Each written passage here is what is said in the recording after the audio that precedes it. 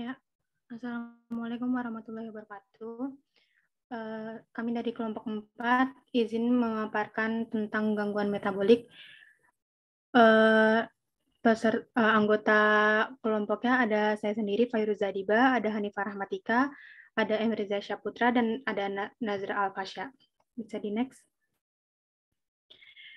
Yang pertama ada gangguan metabolik tulang. Penyakit metabolik tulang ini merupakan kelompok kelainan yang berkaitan dengan adanya gangguan pada perubahan dasar kadar kalsium dan homeostatis fosfor. Meskipun pada umumnya sering terjadi, namun sulit dibedakan berdasarkan riwayat, pemeriksaan fisik, dan studi penelitian. Next.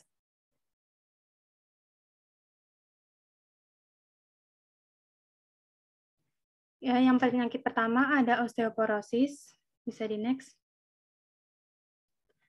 Apa itu osteoporosis? Osteoporosis ini adalah suatu penyakit tulang yang ditandai dengan adanya penurunan massa tulang dan perubahan struktur pada jaringan mikroarsitektur tulang yang menyebabkan kerentanan tulang meningkat disertai kecenderungan terjadinya fraktur, terutama pada proksimal femur, tulang belakang, dan pada tulang radius, baik pada laki-laki maupun wanita. Mempunyai kecenderungan yang sama terhadap ancaman fraktur tulang tersebut. Walaupun demikian, penyakit ini dapat dicegah maupun diobati. Bisa di next. Selanjutnya ada faktor terjadinya osteoporosis.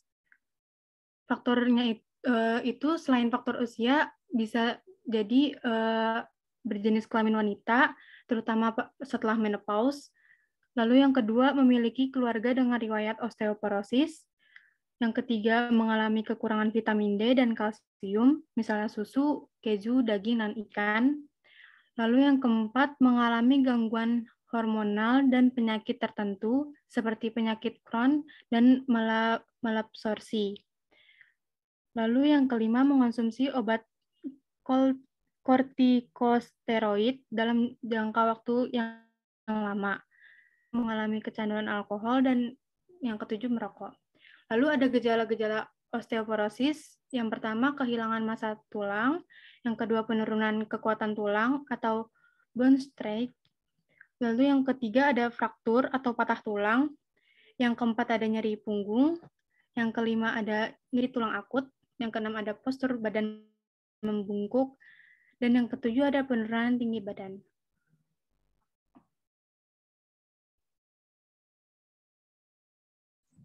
Ya, baik. Selanjutnya ada patofisiologi dari osteoporosis. Patofisiologi osteoporosis berawal dari adanya massa puncak tulang yang rendah disertai adanya penurunan massa tulang. Massa puncak tulang yang rendah ini diduga berkaitan dengan faktor genetik, sedangkan faktor yang menyebabkan penurunan massa tulang adalah proses ketuaan, menopause, dan faktor lain seperti obat-obatan atau aktivitas fisik yang kurang serta faktor genetik. Akibat massa puncak tulang yang rendah disertai adanya penurunan massa tulang menyebabkan densitas tulang menurun yang merupakan faktor resiko terjadinya fraktur. Selanjutnya, massa puncak tulang biasanya tercapai pada sekitar usia 30 tahun. Setelah itu, perlahan massa tulang menurun menjadi semakin berporos dan tulang trabekula menipis. Puncak massa tulang yang indeks kuat mengakibatkan densitas massa tulang rendah. Berbagai faktor resiko seperti penuaan, hipogonadisme maupun kondisi menopause, laju turun over tulang yang tinggi akan meningkatkan kehilangan massa tulang sehingga menurunkan kualitas tulang. Penurunan massa dan kualitas tulang akan meningkatkan kerapuhan tulang. Tulang menjadi rentan fraktur. Next. Selanjutnya ada osteomalacia. Apa itu osteomalacia? Osteomalacia adalah kondisi tulang yang tidak dapat mengeras, sehingga rentan bengkok bahkan patah. Kondisi ini akibat dari kurangnya vitamin D, kalsium, atau fosfor untuk pengerasan tulang. Osteomalacia umumnya terjadi pada orang dewasa. Jika terjadi pada anak-anak, dapat disebut penyakit rakitis. Osteomalacia dapat diatasi dengan mengkonsumsi vitamin D, dianjurkan untuk berjemur yang dapat membantu memproduksi vitamin D. Selanjutnya ada penyebab osteomalacia. Yang pertama yaitu kekurangan kalsium, fosfor, dan vitamin D. Lalu kekurangan paparan sinar matahari. Ketiga, efek samping obat-obatan. 4, usia lanjut. 5, obesitas morbid. 6, gangguan fungsi ginjal atau hati. 7, penyakit celiak, usus halus tidak mampu menyerap nutrisi. 8, pernah menjalani operasi pengangkatan sebagian atau seluruh lambung. Lalu, gejala osteomalacia yaitu pertama, nyeri pada beberapa bagian tubuh atau punggung bawah, panggul, pangkal paha, kaki, dan tulang rusuk. Kedua, terhuyung-huyung saat berjalan, kesulitan untuk berdiri dan naik tangga. Ketiga, tubuh merasa lebih mudah lelah. 4, mati rasa.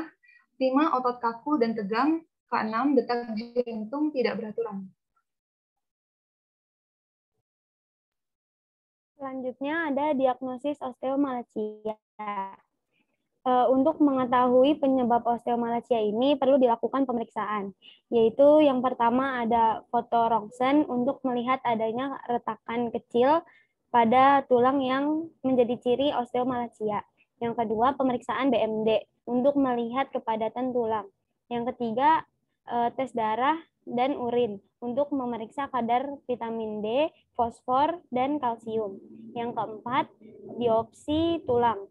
Prosedur pengambilan sampel jaringan tulang pasien menggunakan jarum.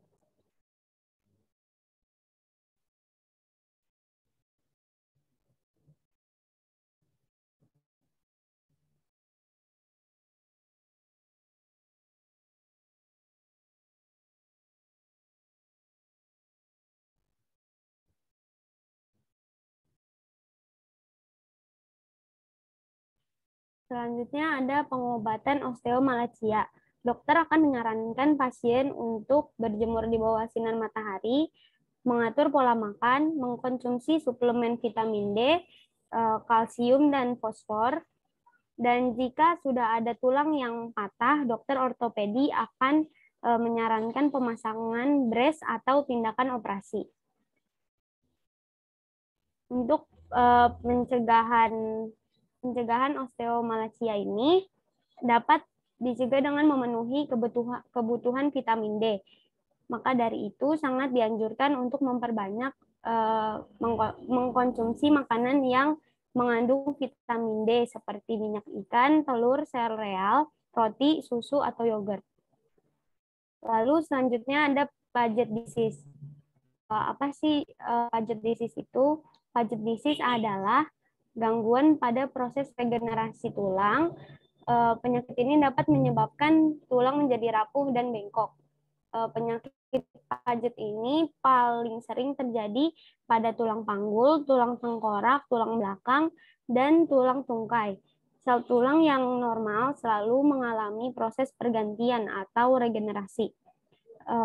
Tulang yang lama akan diserap oleh sel tulang yang dinamakan osteoklas dan digantikan dengan sel tulang yang baru oleh sel osteoblas. Ya, selanjutnya gejala Paget disease ini adalah sebagian besar penderita penyakit Paget tidak mengalami gejala apapun.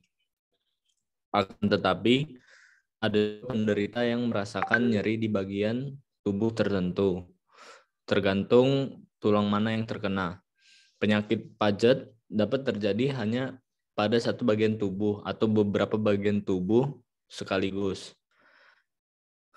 Selain nyeri, penyakit Paget juga dapat menimbulkan beberapa gejala berikut ini, tergantung bagian tubuh yang terpengaruh. Yaitu yang pertama, tulang tengkorak, sakit kepala hingga gangguan pendengaran. Kemudian yang kedua, tulang belakang, yaitu saraf tulang belakang tertekan, menyebabkan rasa sakit, kesemutan, dan mati rasa pada lengan atau tungkai. Kemudian yang ketiga, tulang tungkai. Tungkai menjadi bengkok. Ya, selanjutnya.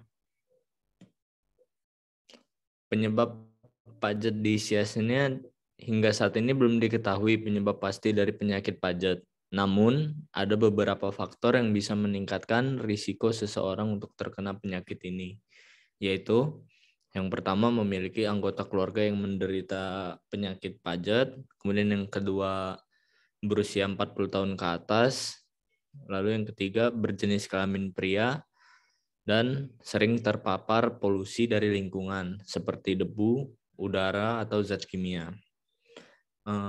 Kemudian didiagnosis dari yang pertama itu foto ronsen untuk melihat apakah tulang kelihatan membesar atau menebal atau membengkok. Kemudian yang kedua bone scan untuk melihat bagian tulang yang terpengaruh oleh penyakit pajat secara lebih detail. Kemudian yang ketiga tes darah, yaitu untuk mengetahui kadar alkali fosfatase.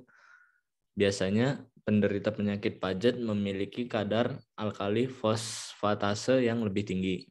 Kemudian yang terakhir yaitu biopsi tulang untuk memastikan bahwa benar penyakit yang diderita adalah penyakit pajat. Biopsi tulang dilakukan dengan mengambil sampel sel tulang untuk kemudian diperiksa di laboratorium. Selanjutnya,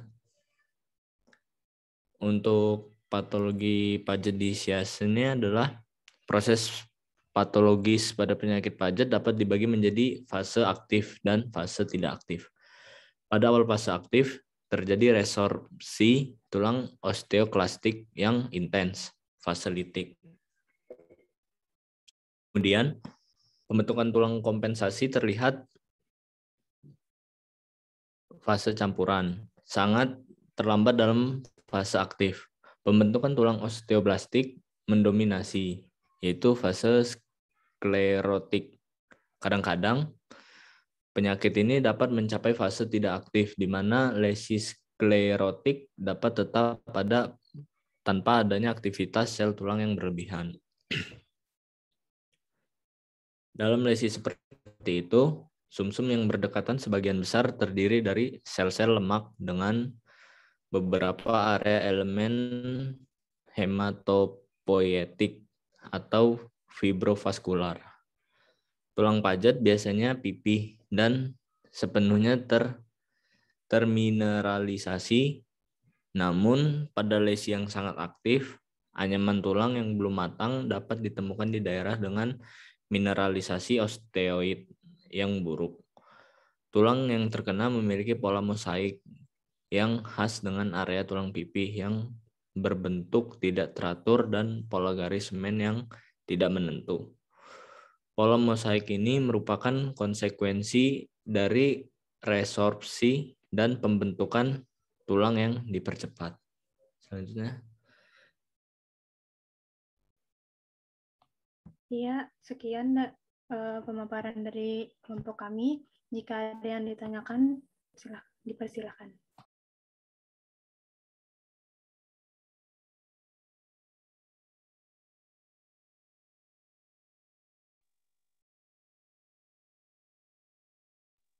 Ya, mohon izin bertanya kelompok.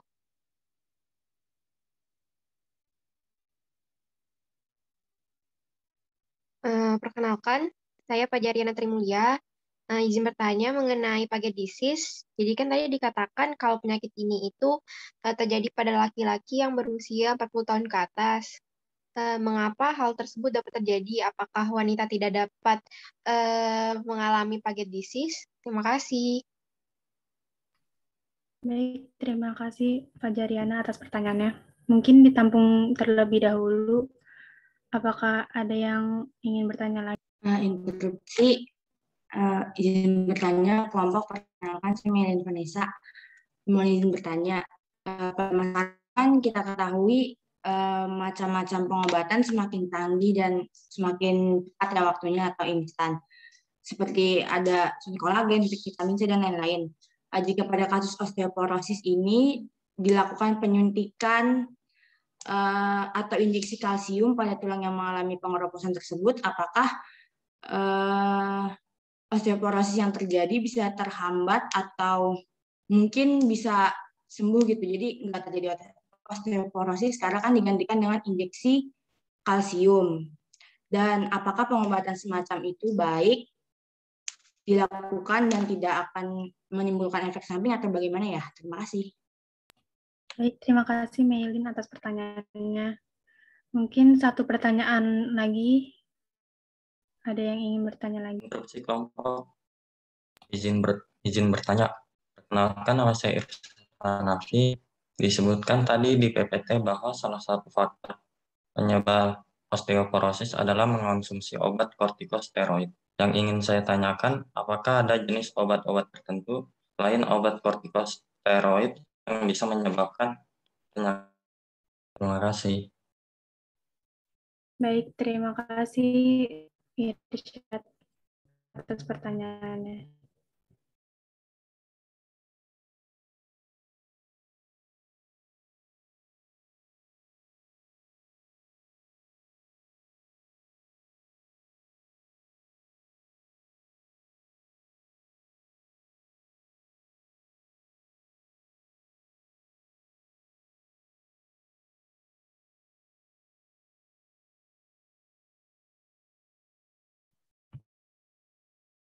Ya, bagaimana kelompok 4? Ada yang ingin menjawab pertanyaan Fajariana, Meilin, atau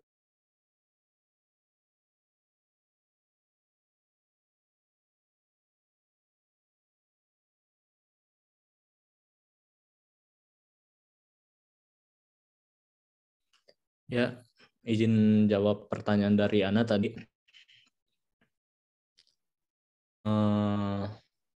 Mungkin pujat disease ini adalah gangguan pada proses regenerasi tulang. Penyakit ini dapat menyebabkan tulang menjadi rapuh dan bengkok. Pada pertumbuhan tulang, masa tulang umumnya mencapai puncak usia sekitar 20-30 tahun. Setelah usia 20 tahun, resorpsi tulang secara perlahan dimulai, akhirnya akan lebih dominan dibandingkan dengan pembentukan tulang. Mungkin pada pria, risiko terkena pujat disease dapat meningkat. Ada gangguan atau kekurangan kadar hormon testosteron, di mana hormon testosteron juga berperan dalam pertumbuhan dan kekuatan tulang. Mungkin itu yang bisa saya jawab.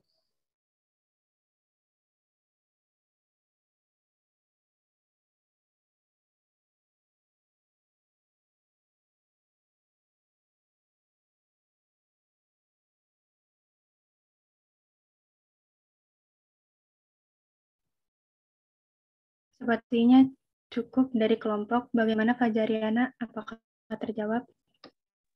Ya, terjawab. Terima kasih kelompok. Baik, mungkin saya mau coba menjawab pertanyaan dari Meilin ya. Tadi tentang yang pertanyaannya itu tentang yang suntik kalsium itu ya. Iya. Jadi ada terapi penguat tulang dengan suntikan yang disebut Prolia itu telah mendapat persetujuan dari Badan Obat dan Makanan Amerika atau FDA. Obat ini ditujukan untuk mengurangi kerusakan tulang dan meningkatkan massa dan kekuatan tulang pada perempuan menopause. Osteoporosis ini kan kondisi berkurangnya kepadatan tulang sehingga tulang menjadi rapuh dan mudah patah. Hingga 80% kasus osteoporosis ini terjadi kepada perempuan, meski pria juga bisa mengalaminya. Menurut FDA, separuh dari wanita usia di atas 50 tahun pernah mengalami patah tulang karena osteoporosis. Dengan Prolia ini, resiko patah tulang dan komplikasinya bisa dicegah. Lalu injeksi Prolia ini dibuat oleh Amgen dan direkomendasikan untuk disuntikan sebulan sekali. Karena prevalensinya yang besar, osteoporosis adalah masalah kesehatan serius. Disetujuinya, Prolia bisa memberi harapan bagi wanita menopause yang menderita osteoporosis dan rentan mengalami patah tulang.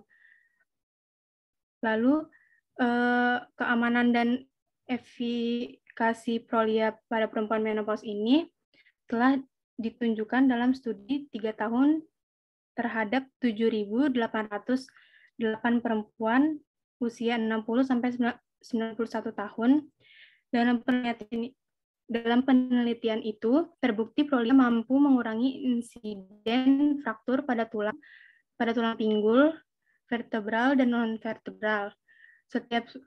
Lalu tadi bertanya Melin, apakah ada efek sampingnya?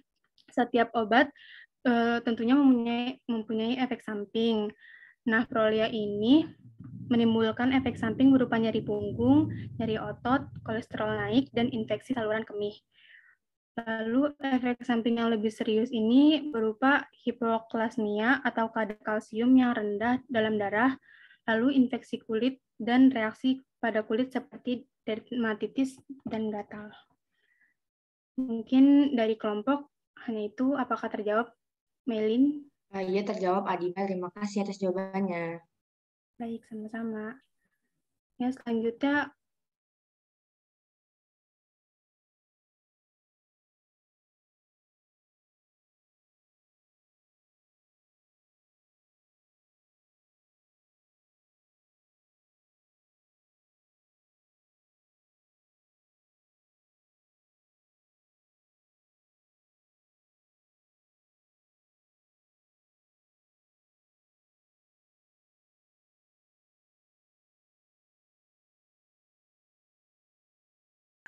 pada wanita yang sudah menopause. Nah, itu kira-kira kenapa ya? Dan apa dahannya? Karena kan setiap wanita pasti nanti akan mengalaminya kan.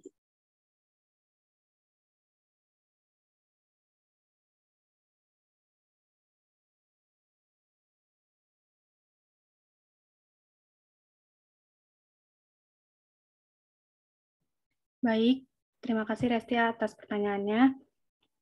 Apakah ada yang ingin bertanya lagi?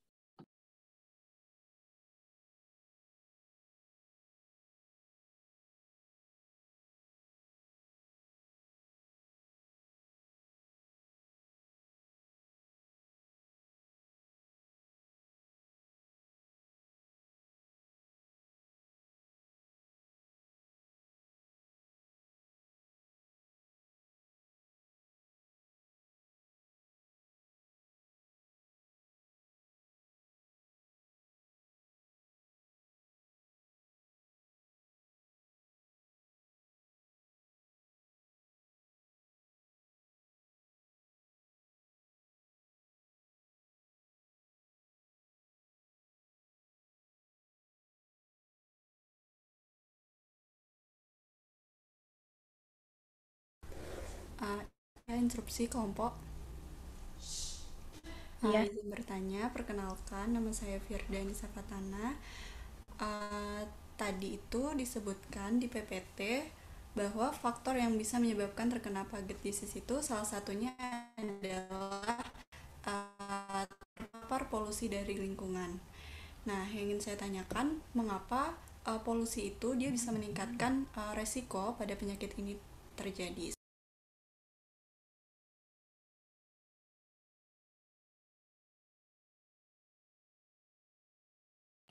Baik, terima kasih Firda atas pertanyaannya. Mungkin satu pertanyaan lagi.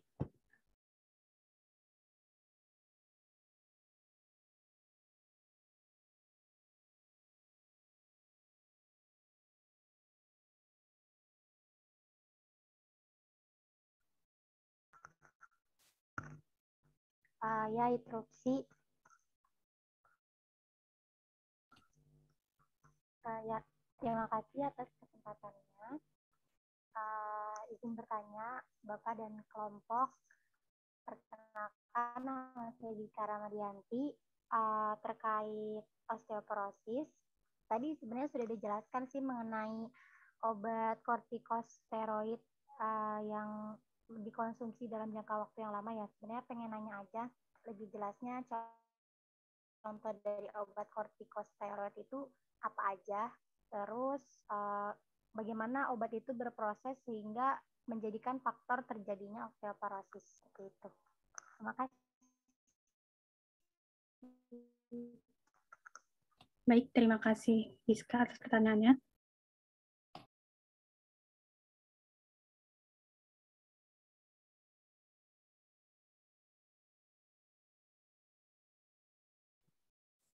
Ya, mungkin dicukupkan dulu pertanyaannya. Kelompok 4, bagaimana? Ada yang bisa menjawab pertanyaan dari Firda, Resti, dan Giska? Ya, mungkin saya ingin menjawab pertanyaan Resti. Tadi pertanyaannya mengapa pada apa? Gimana pertanyaannya? Bisa diulang?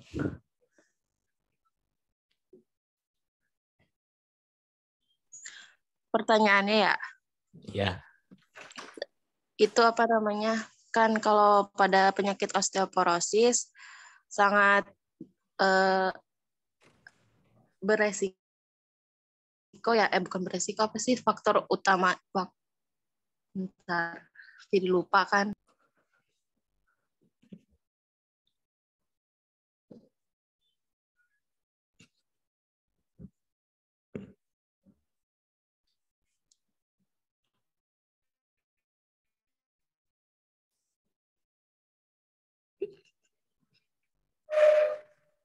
Resti, Oh iya, maaf. Ya.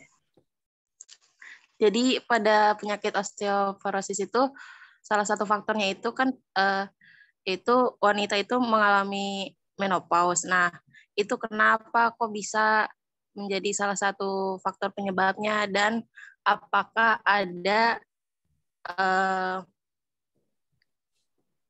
cara pencegahannya, karena kan wanita itu kan pasti akan mengalaminya seperti itu. Terima kasih. Iya, sama-sama. Ya, jadi itu karena disebabkan oleh berkurangnya kadar estrogen yang berperan penting dalam menjaga kepadatan tulang.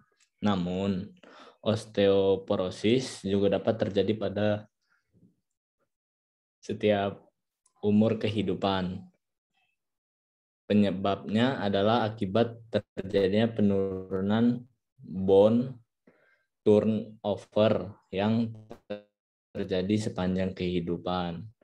Pada pertumbuhan tulang, massa tulang umumnya mencapai puncak pada usia sekitar 20-30 tahun. Setelah usia 30 tahun, resorpsi tulang secara perlahan dimulai, akhirnya akan lebih dominan dibandingkan dengan pembentukan tulang.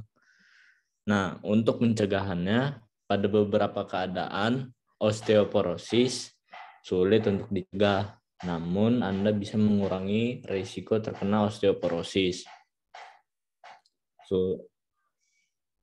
dengan berhenti merokok, tidak mengonsumsi minuman beralkohol, melakukan pemeriksaan berkala jika sudah menopause, berolahraga secara teratur, dan mengonsumsi makanan yang kaya akan vitamin D dan kalsium.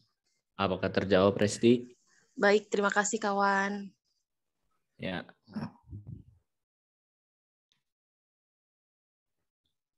Baik, terima kasih. Selanjutnya pertanyaan dari Firda atau Giska, mungkin kelompok 4 ada yang bisa menjawab? Ya, sebelumnya saya izin menjawab pertanyaan dari Firda, yaitu pertanyaannya mengapa polusi dapat meningkatkan risiko Paged disease itu belum diketahui dengan pasti. Namun, banyak peneliti yang menduga Paged disease disebabkan oleh kombinasi dari faktor genetik dan faktor lingkungan. Untuk faktor lingkungannya itu, salah satunya adalah sering terpaparnya polusi. Tetapi seringnya terpapar polusi tidak hanya dapat meningkatkan risiko terkenanya Paged disease, namun bisa juga menyebabkan masalah kesehatan lain seperti kanker, penyakit paru-paru, penyakit jantung, dan penyakit lainnya, yang dimana penyakit-penyakit tersebut dapat menjadi komplikasi dengan Paged disease ini. Salah satu contohnya yaitu penyakit pada tulang bisa memicu sel-sel di sekitar tulang menjadi abnormal sehingga dapat menyebabkan kanker. Ya, mungkin jawabannya cukup seperti itu. Apakah Firda terjawab? Iya, baik, terjawab kelompok. Terima kasih. Ya, kembali kepada Dita. Ya, terima kasih. Mungkin pertanyaan terakhir, pertanyaan dari Giska. Ada yang bisa menjawab? Baik, izin menjawab pertanyaan dari Giska. Tadi pertanyaannya, dalam penyakit osteoporosis ada salah satu faktor mengonsumsi obat kortikosteroid dalam jangka waktu yang lama. Itu apa aja jenis obat dan bagaimana proses obat tersebut bisa menyebabkan osteoporosis. Mungkin obat-obat kortikosteroid yang familiar atau sering didengar itu dexamethasone, prednison, metilprednisolon, hidrokortison, betamethasone, triamcinolone, dan lain-lain. Dan untuk efek sampingnya itu, yang efek samping utama kortikosteroid pada tulang adalah terganggunya pembentukan tulang. Nah, untuk efek sampingnya ini ada dua mekanisme. Yang pertama, ada efek samping langsung pada tulangnya. Itu tuh kadar kortikosteroid yang tinggi di dalam darah secara signifikan mengurangi laju pembentukan tulang, jumlah osteoblast, serta aktivitas dan jumlah osteosit.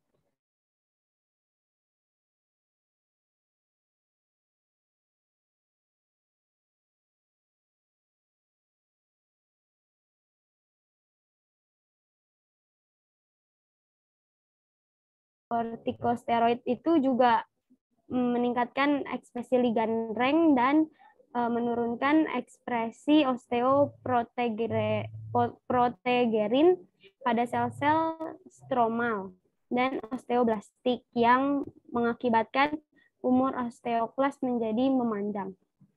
Terus yang kedua itu efek samping tidak langsung pada tulang.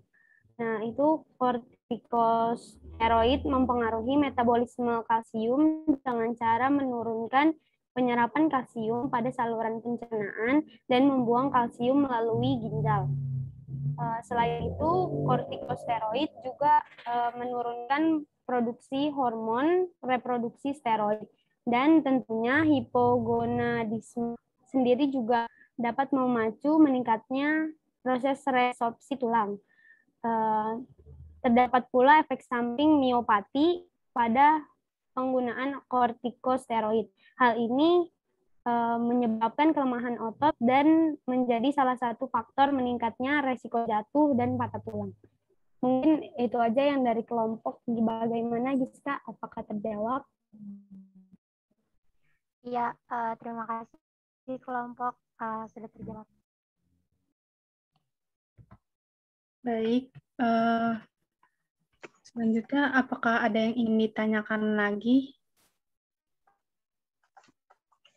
Kalau gitu saya yang tanya aja kalau gitu. Saya pengen tanya, tapi bukan ke kelompok yang presentasi. Oke, saya mau tanya ke yang nggak kameranya nggak aktif, Putri sama Fadia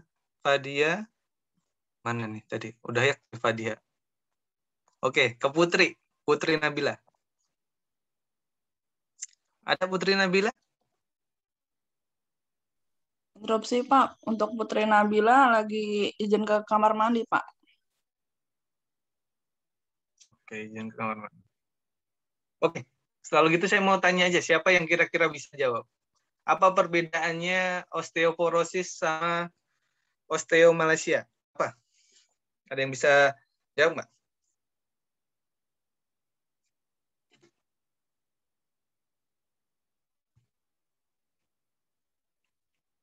Izin coba jawab Pak. Boleh, silakan. Iya Pak, izin menjawab.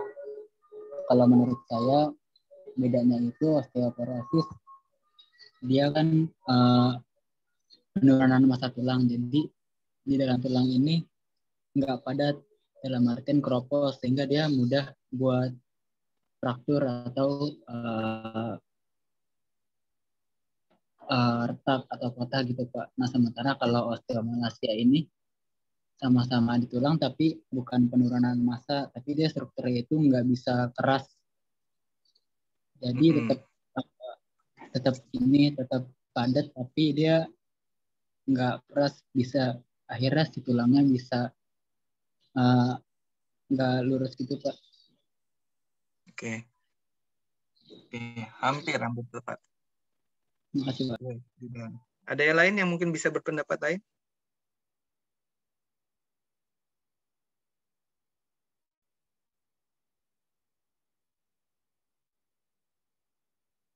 Dan tadi mungkin udah 75% lah, hampir 100%.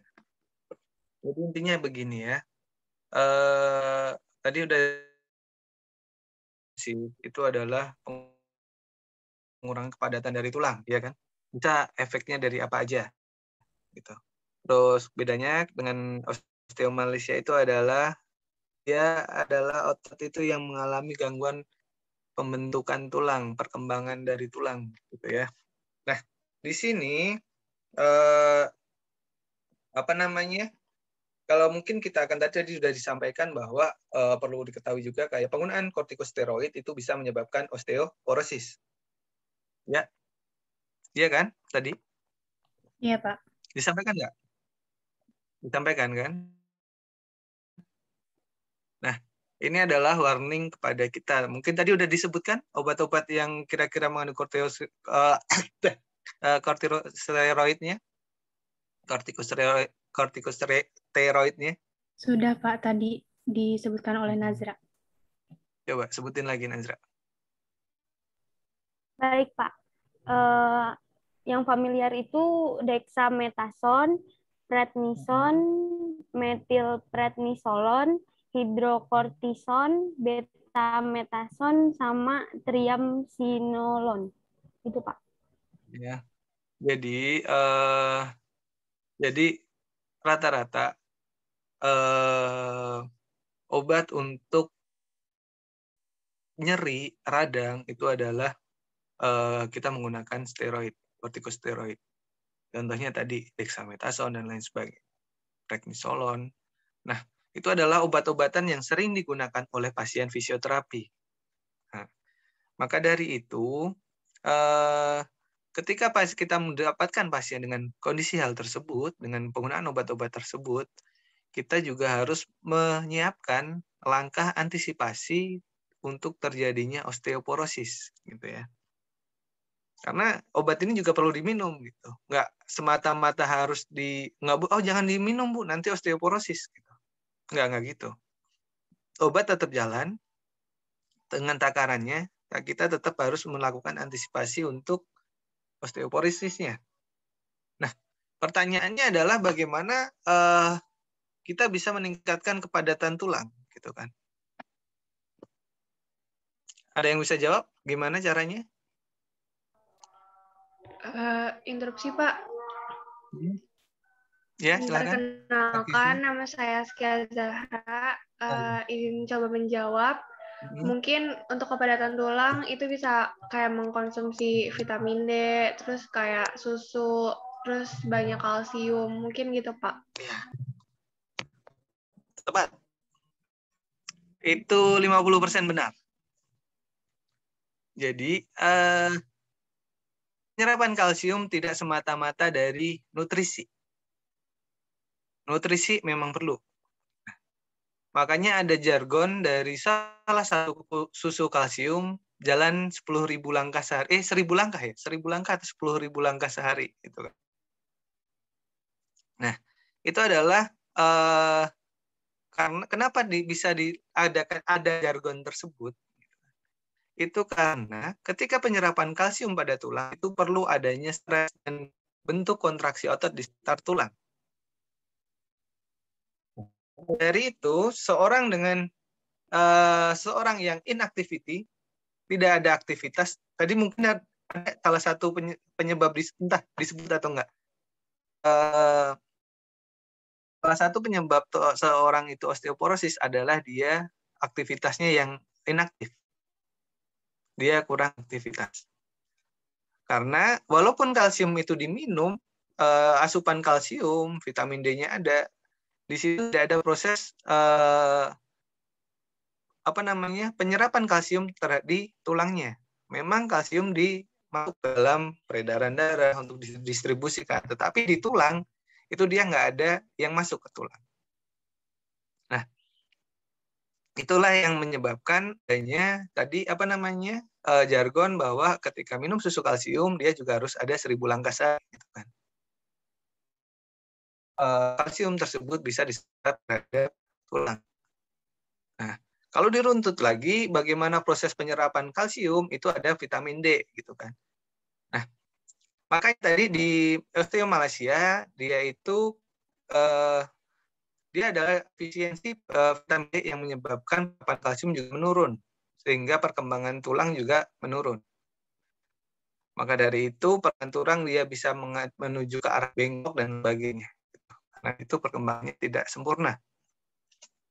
Nah, kembali lagi ke osteoporosis.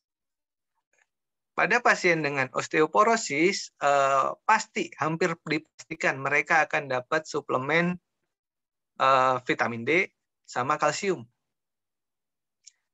Apa yang terjadi ketika pasien itu dia minum vitamin D, dia minum kalsium, tapi tanpa olahraga? Oh, oke. Akhirnya kalsium bisa diserap maksimal oleh tubuh. Ada vitamin D, dia bisa membuat tubuh bisa menyerap kalsium lebih baik. Kalsiumnya intake-nya ada, dia ikut darah. Akhirnya itu akan ditumpuk di ginjal. Jadinya batu ginjal, batu kandung kemih, dan batu-batuan lainnya. Gitu ya. Nah, kalau batu mungkin kalau batunya saya lupa, batu-batuan, batu akik itu laku dijual ya. Kalau batu di ginjal itu yang laku dijual oleh dokter. Dokternya ngejual, kita yang punya, dokternya yang ngejual untuk ngilangin batunya dari kita. Gitu kan. Nah, ketika tubuh nggak bisa absorb, nggak bisa menyerap kalsium itu ke tulang, itu akan ikut peredaran darah aja dan berakhir di ginjal. Itulah yang terjadi pada pasien-pasien dengan batu ginjal. Gitu ya. Nah, salah satunya ya. Walaupun nanti ginjal itu nggak cuma dari kalsium aja, bisa dari yang lainnya, mineral-mineral lain. Gitu. Ya. Nah, itu untuk osteoporosis. Nah, selanjutnya untuk osteomalacia hampir sama, cuma bedanya dia defisiensi pada vitamin D-nya. Nah, tadi efeknya perkembangannya jadi tidak sempurna karena dia bisa kekurangan dari fosfor, terus vitamin D dan juga kalsiumnya. Karena prosesnya ini lebih kompleks sebenarnya untuk osteomalacia ini. Nah, tapi yang sekarang yang ingin saya bahas adalah Paget disease. Di Paget disease, di sini tadi mungkin sudah dijelaskan, di situ adanya ketidakseimbangan dari osteoblas dan osteoklas, ya kan? Ada yang bisa jawab nggak? Osteoblas itu apa dan osteoklas itu apa?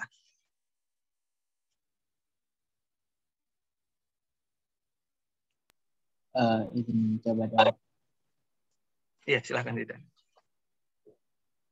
Kalau nggak salah, osteoblas itu yang memproduksi keperluan sel-sel dalam tulang yang baru, Pak. Sementara osteoklas dia yang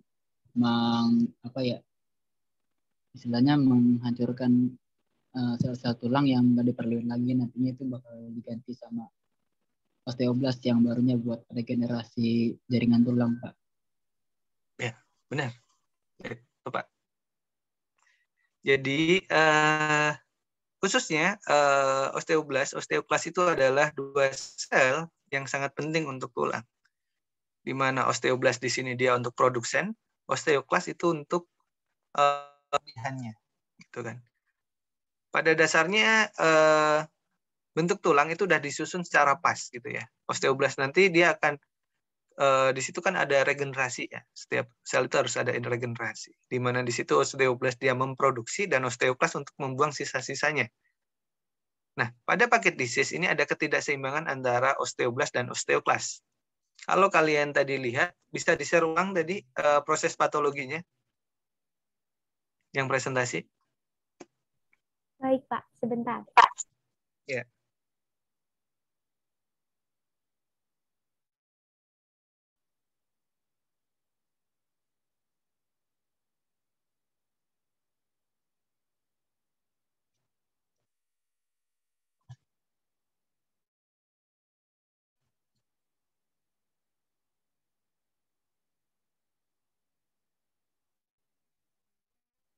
Apakah sudah terlihat? Ya, udah. Nah, di sini kalian bisa tahu yang pertama kenapa tadi bentuk dari tulang dari paget disease itu bentuknya gede tapi kopong, gitu kan? Benar atau enggak? Nah, di sini kan di fase awal itu adalah pada awal fase itu kan dijelaskan di sini adalah fase aktif, di mana reabsorpsi tulang dari osteoklas itu lebih sangat intens. Nah, pada fase ini tulang itu diabsorpsi semua. Nah, ketika osteoklas ini itu sangat aktif, tubuh itu pasti akan memberikan respon yang untuk kebalikannya. Jadi untuk biar tetap seimbang, itu osteoblast dia akan produksi sel osteofit itu sebanyak mungkin, gitu kan. Akhirnya di sini bentukannya yang terjadi adalah yang pertama ketika osteoklas itu dia terlalu aktif, otot itu tulang itu jadi rapuh, dan akhirnya di bentuk osteoblast yang dia produksi tulang sebanyak-banyaknya, akhirnya bentuknya dia jadi besar, tapi di situ kopong, istilahnya kayak gitu. Kalau apa ya, kepadatannya nggak maksimal juga gitu. Itu cuma otot sel-sel tulang rapuh, karena sebenarnya selain mengikis, osteoklas itu dia juga bertugas untuk memadatkan tulang tersebut. Nah, pada kondisi ini ketika osteoblast mendominasi, akhirnya tulang itu bentuknya menjadi seperti dia membesar gitu. Kalau kalian tadi ada gambarnya tadi, bisa dilihat tadi.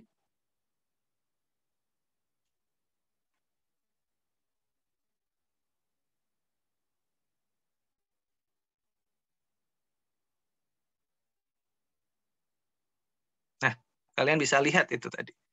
Itu yang kalian lihat pada gambar tibia dan fibulanya. Kalian lihat kan di situ bentuknya dia agak membesar, dan juga di situ dia istilahnya merupakan tulang yang rapuh. Gitu.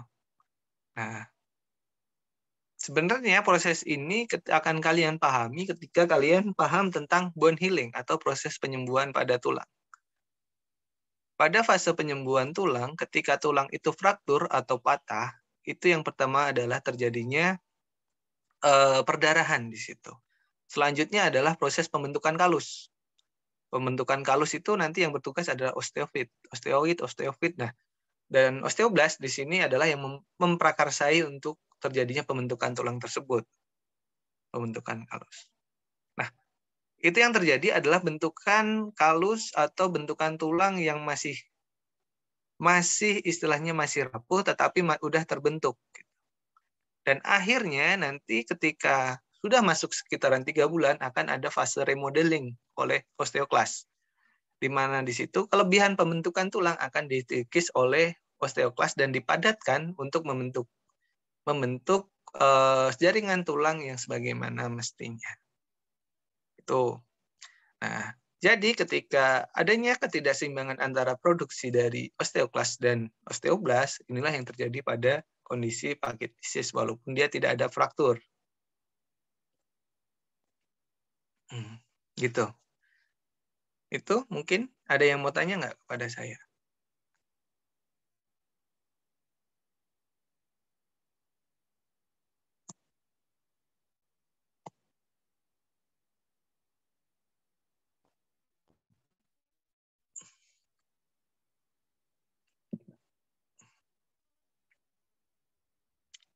Oke, nggak ada pertanyaan? Oke, kalau nggak ada pertanyaan. Selanjutnya, saya pengen request ke siapa nih tadi? Bentar.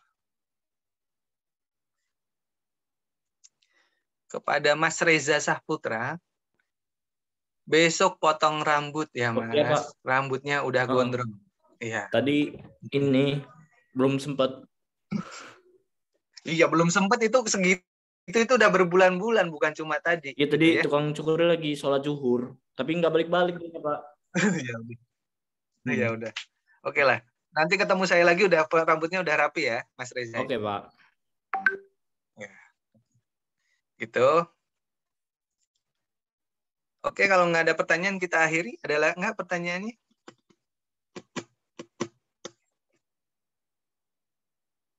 Oke. Kalau nggak ada pertanyaan, mungkin itu aja yang bisa saya sampaikan. Jaga kesehatan untuk semuanya. Sekian dari saya. Billahi taufiq wal hidayah. Mid semester kalian kapan ya? Sebelum saya akhiri. Izin menjawab. Di jadwal izin kapan? menjawab, Pak. UTS-nya itu nanti akhir September. September. Ini sekarang saya pertemuan berapa nih? Izin menjawab, Pak. Pertemuan 6, Pak. 6 ya? 6. 8. Berarti sekitar tanggal 20 ya, Mbak? Ya? Izin menjawab, ya, Pak. Oke. Ya. Ya udah, itu aja mungkin dari saya. Sekian, billahi taufiq wal hidayah. Assalamualaikum warahmatullahi wabarakatuh. Waalaikumsalam. Terima kasih, Pak. Terima kasih, Pak. Ya. Oke, silakan live semua. Saya pengen tahu siapa yang nggak aktif di sini. Gitu ya. Baik, Pak. Izin live. Baik, Ini, Pak. Pak, izin live, Pak. Izin live, Bapak. Ya.